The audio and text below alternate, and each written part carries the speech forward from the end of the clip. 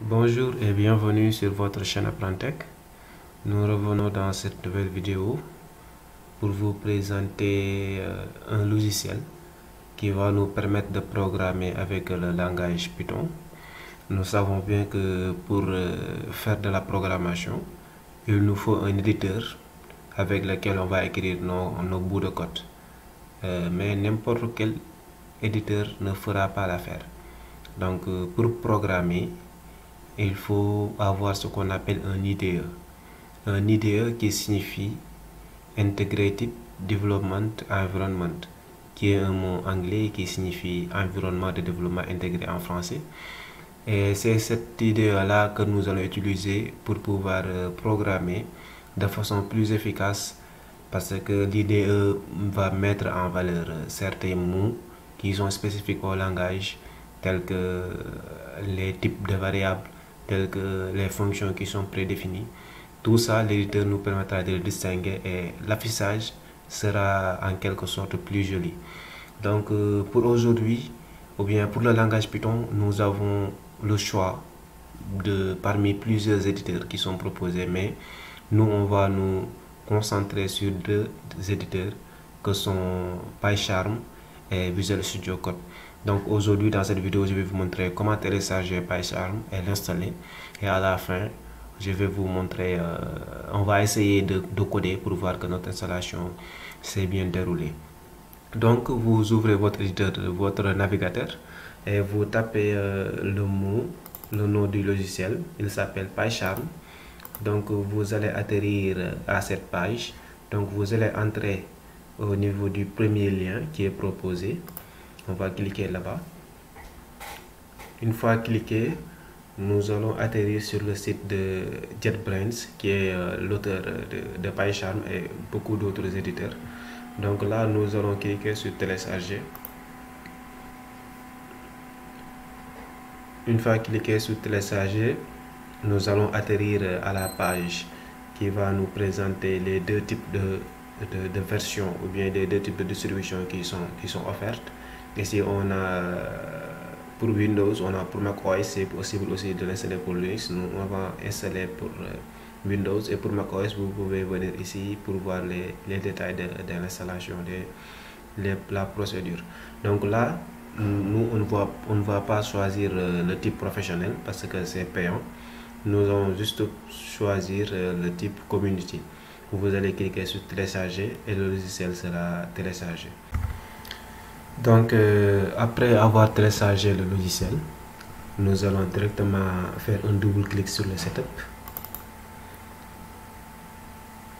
On accepte en choisissant oui. Là, nous venons au niveau de cette fenêtre là. Nous allons cliquer sur Next. Nous allons cliquer ensuite sur Next. Ici, bon, il faut ajouter add launcher dire to the path. On va laisser comme ça. On va tout laisser comme ça. Ici aussi, vous pouvez associer tout ce qui est fichier Python. Tout ce qui est fichier Python avec le type d'extension .py à l'éditeur. C'est-à-dire quand vous cliquez sur un fichier de type .py, il sera directement ouvert avec PyCharm. Moi, je ne vais pas choisir cette option-là. Je vais faire directement Next. Et je clique sur Install. Et là, on attend que le logiciel soit installé. Maintenant, une fois l'installation terminée, nous allons essayer de programmer, d'écrire un petit programme et d'exécuter pour pouvoir maintenant vous montrer comment on exécute un programme avec PyCharm. Donc nous voilà à la fin de l'installation de notre logiciel PyCharm.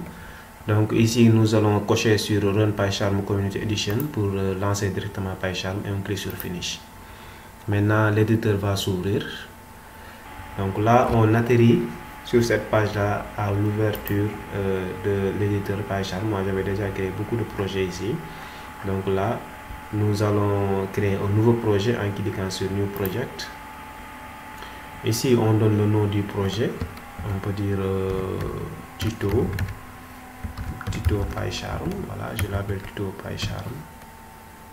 Voilà. Ici, bon, on va rien changer, hein. On va laisser comme ça.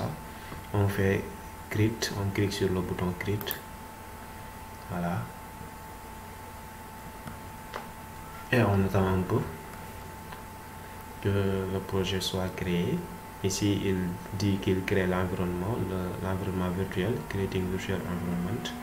On va en revenir dans les prochaines vidéos, la notion d'environnement virtuel. Patientons encore un peu. Voilà, maintenant nous sommes là au niveau de notre projet qui vient d'être créé. Et là, on voit qu'il n'y a pas encore de fichier à exécuter, à part le dossier.venv qui contient d'autres fichiers, qui est ici l'environnement virtuel. On va en revenir dans les prochaines vidéos. Donc nous allons faire un clic droit sur le nom de notre projet. On va faire New. On choisit Python File pour créer un nouveau fichier Python. Donc vous voyez ici que le logiciel est en anglais. C'est un logiciel qui n'est disponible qu'en anglais. Maintenant, vous verrez avec VS Code qu'on pourra maintenant transformer la langue de l'éditeur en français avec VS Code. Donc ici, nous allons l'appeler main. Voilà, Python File, on clique sur Entrée. Ici, notre fichier main est créé. Donc ici, nous allons écrire un bout de code, voilà, qui va nous permettre de voir si notre installation est bonne. Donc ici, on va déclarer une variable, par exemple nom. Voilà, on va faire nom égale input. Voilà, vous voyez ici, il nous propose quelque chose. On fait les doubles guillemets. Quel est votre nom? Voilà, ici à la ligne on fait un print. Voilà, on affiche votre nom et on sort des guillemets, on fait plus, on écrit la variable nom. Ici on exécute. Pour exécuter, ici on voit qu'il y a l'option run qu'on peut utiliser, mais ici on ne peut pas directement cliquer sur run puisque c'est la première fois qu'on exécute. On va faire un clic droit et on clique sur run main pour exécuter le fichier actuel. Vous voyez, donc on clique sur run main et là vous voyez, il nous pose une question: quel est votre nom? Je dis Toto. Je clique sur entrée, il m'affiche votre nom et Toto. Donc vous voyez que notre installation s'est bien passée.